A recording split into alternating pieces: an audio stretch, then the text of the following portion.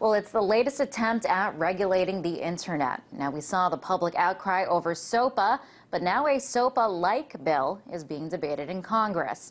SOPA was supposed to stop online piracy, but critics say the only thing it was stopping was online freedoms, giving too much power to companies, allowing them to pull the plug on sites that they think violates copyright laws. And then there was SOPA's counterpart in the Senate, known as PIPA, or the Protect IP Act. It requires more court intervention to go, it allows for more court intervention to go after the accused website. But now there's a bill called CISPA, the Cyber Intelligence Sharing and Protection Act. Now what this bill does is allow companies to collect information about you and give it to the government. And the government simply needs to request it in the name of cybersecurity. But critics say that the bill is so broad it can lead to companies and the government monitoring and censoring what people say. So is the era of internet freedom coming to an end? In our last hour, I spoke to Senior National Security Fellow at the Center for Democracy and Technology, Kendall Burman. We discussed what this bill means for your online freedoms and if people should be alarmed. Take a listen. Well, just to put it a little bit in context, there are a number of cybersecurity bills that are on the Hill right now.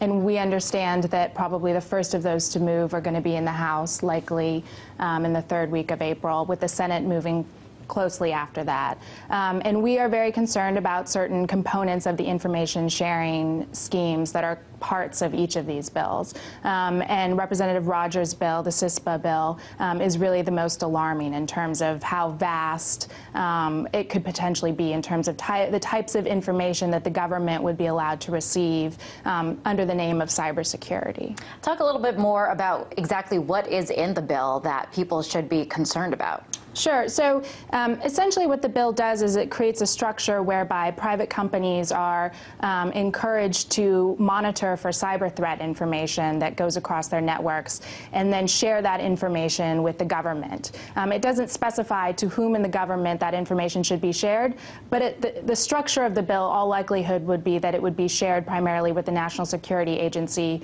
or another component of the Department of Defense. So we have a number of concerns with something like this bill that creates sort of a vast hole in the privacy law to allow government to receive this kinds of information. Now, we saw a lot of outrage over SOPA. How does this bill compare? Well, I think one of the lessons that we learned in the reaction to SOPA and PIPA is that when Congress tries to legislate on things that are going to affect Internet users' experience, that Internet users are going to pay attention.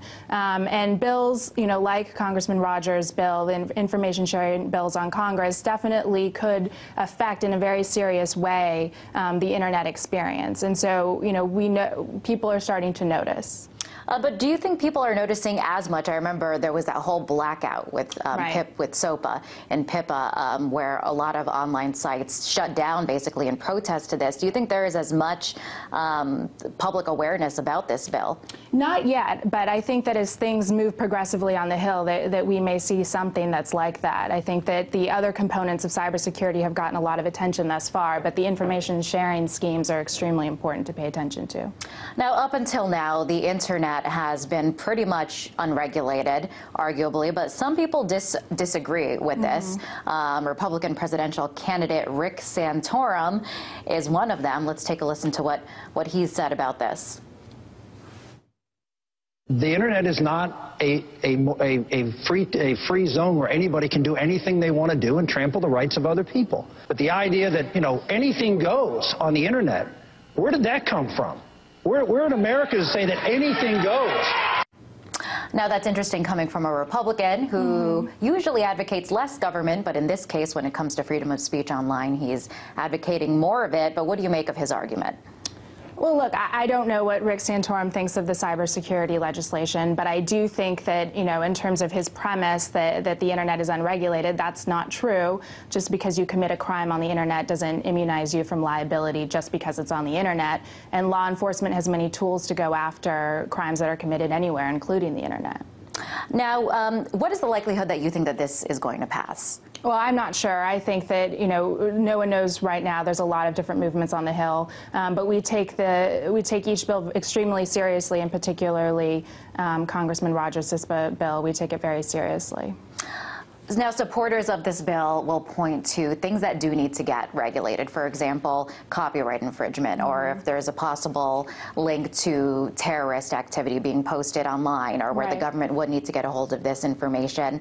So what do you make of that argument, where these regulations need to be put in place in order to protect citizens? Well, I mean, I think when you look at the purpose of cybersecurity legislation, you know, we think that it could have huge benefits for people, and we're not against the purpose of an information sharing regime, so long as it's narrowly tailored. But when you talk about using information that the government receives that's purportedly for the purpose of protecting cybersecurity, and you're using it to, you know, for law enforcement purposes or for national security purposes that don't have anything to do with cybersecurity, well, law enforcement has tools already to go after those crimes, and we very much fear that the information sharing regime that's related to cybersecurity could very much become a backdoor wiretap or a surveillance program by another name. So you're saying the danger then when it comes to this bill is that there's not really, when does it end? Will it go too far? There's not really any control, but because the language in the bill is so broad. That's exactly right. We have a lot of concerns with the breadth of the bill. If it was very narrowly tailored to information, you know, that was very much related to cyber threat information, you know, there would be comfort level with that. But the way that it is written, it applies to so much of your online communication, and to have that risk go straight to the National Security Agency, we think creates a real civil liberties problem. Now, we saw something like SOPA and PIPA. Now we have this bill.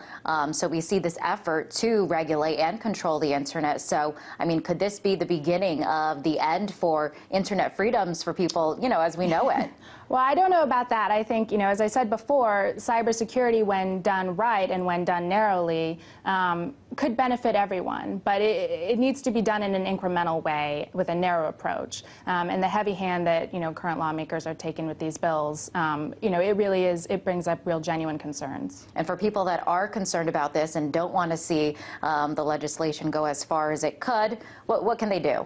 Well, I would certainly pay attention to, you know, the website, Center for Democracy and Technology, and the types of activism that groups like CDT and others are doing around these issues. Excellent. Kendall, nice to have you in our studio. Thank you so much. That was Kendall Burman, Senior Security Fellow at the Center for Democracy and Technology.